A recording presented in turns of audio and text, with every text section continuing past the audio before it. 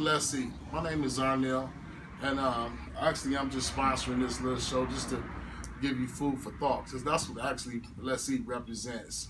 We're gonna talk about different issues on this little site, and one of the main issues today is child support. Child support is one of the things that's plaguing the United States. In all states, you hear guys talk about child support, or even females for that matter. And what I want to do is share with you my experience with child support. I want to say this first. I'm not a lawyer. I'm not an accountant. I can't give you legal advice. I can't even give you advice to help you in the courtroom. Some things you can talk to your attorney about if you need legal advice. And with that being said, let's go here.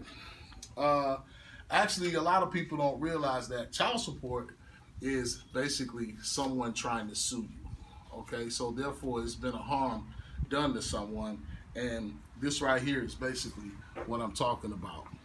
Okay, and then the child support in the lawsuit, you got an individual trying to sue you in the courts. So this is the reason why you're being summoned to court. So you're going to get a complaint, and you're going to get what you call a summons.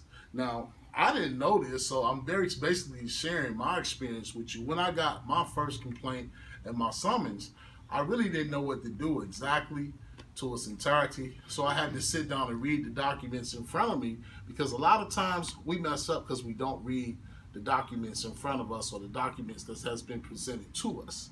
So this is how I found out that actually I was being sued through child support. So after sitting down and doing the reading and finding out how they was trying to trap me off into the child support, I said to myself, it's got to be a solution for this, because it's always a solution anytime anytime you have controversy, and that's all a civil suit is controversy between two parties. So therefore we need a judge. As I found out doing a little research, that's what judges do. Judges sits in as referees, and they determine who's right or who's wrong, or how a settlement should be settled. Not to say that when you sit down and you take the time out, two parties might not come to an agreement, so then it's up to the judge.